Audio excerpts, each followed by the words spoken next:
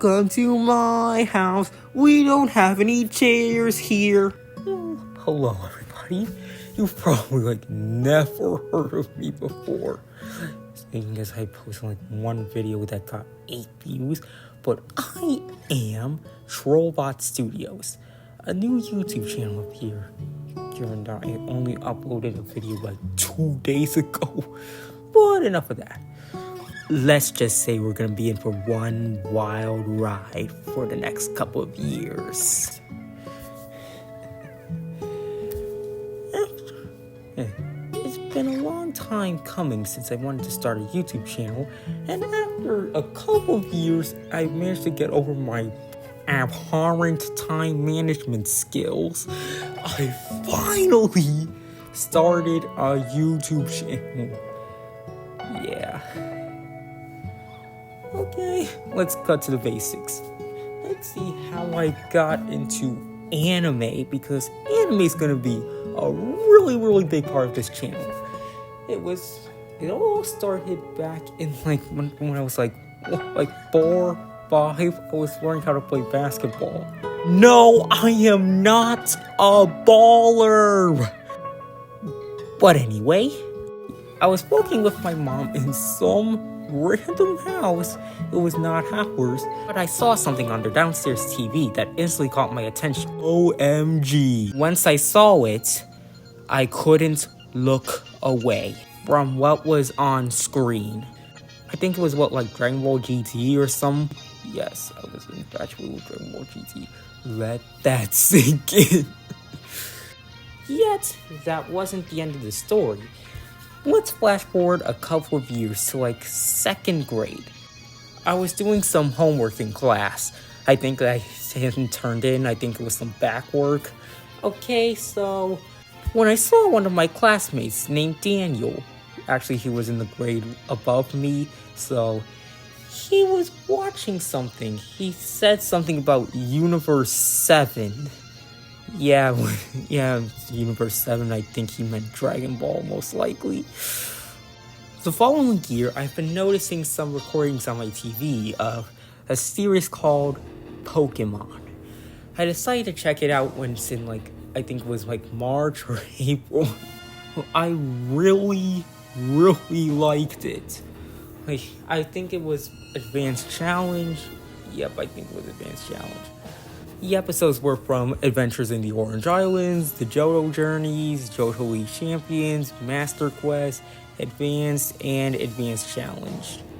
So, seasons 2 through 7. And English dub, of course. And surprisingly, on Netflix, only seasons, 1, 17, 18, 20, 21, and 22 are on Netflix, strangely. Why not just post all the seasons on Netflix? Then in 4th grade, I started getting into anime like Yu-Gi-Oh! Yeah, the original series, of course. Not the Toei series, the series that NAS broadcasted. NAS made. But I think it was broadcast on TV Tokyo, I think. The only available season of Yu-Gi-Oh! I could find on TV was season 1. And that season, which was episodes 1 through 49. From Yugi's first duel with Seto, all the way to the end with Yugi's first duel with Duke Devlin. This love for Pokemon and Yu-Gi-Oh! Continued throughout 5th grade, and even into early middle school. That's when I started getting into a little franchise, it's called Dragon Ball. Or specifically, Dragon Ball Z. Oh ho hoy. Simply to put, I loved it. Yeah, to say that I loved it is an understatement. It easily became my new favorite anime. And I learned more and more about it, from the animators to what timelines to the directors and everything in between. And by the time of 8th grade, I knew basically most of the things about Dragon Ball. But even then, what the channel Mr. Fusion showed me that there were a lot of things about Dragon Ball that I did not know.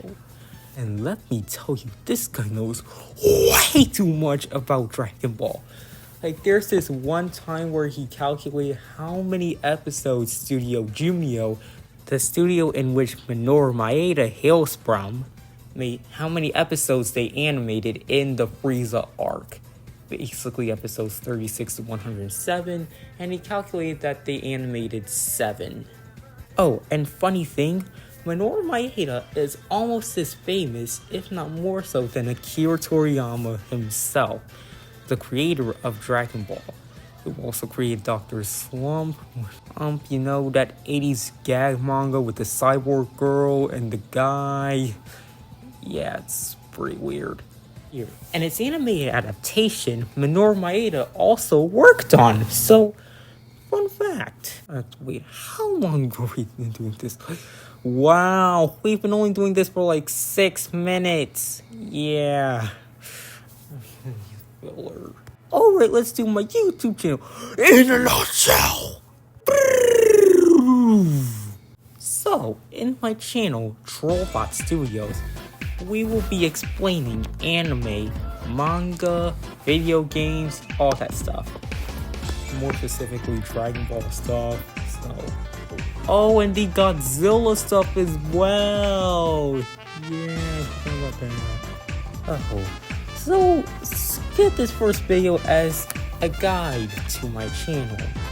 Also, yeah, since I decided to record this at midnight and have to post this by the next morning, yeah, it's gonna be a long night for me. For the Dragon Ball stuff, I'll be doing everything from transformation guides to character explanations, explaining why there are way too many transformations in Dragon Ball right now. Like, why did you give Gohan a transformation in the new film? Yeah, spoiler alert. Anyway, I'll be also doing some Godzilla stuff, like explaining the kaiju, like Space Godzilla, King Ghidorah, even Godzilla himself. I'll also occasionally do other stuff like Pokemon, Yu-Gi-Oh!, Super Sentai, and its American adaptation Power Rangers as well. So yeah, there's gonna be a lot of variety, and that's excluding gameplays, reactions. There's gonna be a lot of stuff, so I don't think my content well will run dry. You can count on that. Another amazing fun fact is that before 2003, Dragon Ball has never received a formal video release in Japan. Or at least not the anime. The movies, however, did. Well, however, there was this one release in 1994 that contained only 2 episodes of the Buu saga, so look at that. Surprisingly, it sounds much better than most home video releases of Dragon Ball, Japanese or English. And, in my opinion, they should have based the later home releases off of that one, which is called the Big Boxes. And speaking of home releases, there was also this one Dragon Ball Z VHS tape called the Action VHS, which was episodes 1 through 4, not really uncut, but how they originally aired, as when they were released in the same Conflict box set, they were edited down even further than they already were. So, since we're only about 9 minutes into the video, I decided I'm just gonna read something. It's called The Volcano Monsters. It was supposed to be the American adaptation of the film Godzilla Raids Again. Paleontologists investigate a prehistoric cavern unearthed in the eruption of the Japan's Noshiro volcano. Inside, the scientists discovered 2 enormous dinosaurs, theorized to be related to the Tyrannosaurus rex and Ankylosaurus, both still living thanks to a specific mixture of volcanic gases, which put them in suspended animation. Arrangements are made for the dinosaurs and the gases to be studied at a university laboratory in San Francisco. En route, however, the Tyrannosaurus is lost at sea during a turbulent storm. No longer subdued by volcanic gas, the Ankylosaur awakens and heads for the Golden Gate Bay, where a Tyrannosaurus has surfaced. Being prehistoric rivals, these monsters resume their ancient battle and destroy the city's Chinatown. The Tyrannosaur kills its opponent and returns to the sea. Sometime later, it surfaces at an island in the Arctic Ocean, where scientists theorize that the monster will lay its eggs. U.S. Navy jets bombard the island, trapping the dinosaur under tons of ice, where it will be preserved for scientists to study. Meanwhile, a monstrous claw emerges from the Michiro cavern. The volcano monster is less conceptualized after the producers were unhappy with the script of Godzilla Raids Again. They hired screenwriters Ib Melchior and Ed Watson to craft an original screenplay around much of the existing film's special effects sequences. The Volcano Monsters was delivered on May 7, 1957, and the now defunct ABPT Pictures was supposed to produce it.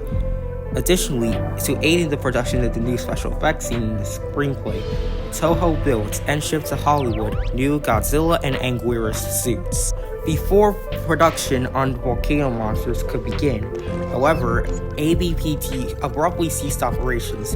Instead of restarting the project at another studio, Reibnick and Barrison sold the film to a group of investors headed by Paul Shrievman. Interestingly enough, along with the Volcano Monsters, after ABPT Pictures shut down, another production titled Monster of the East, Giant Monster Varan, was scrapped. It was supposed to be Varan's first movie, before Varan the Unbelievable came out. And that's the end of the video for today, so finally, this took like 5 days to film. Hopefully, this doesn't take nearly as long to film the next video, and we'll see you next time.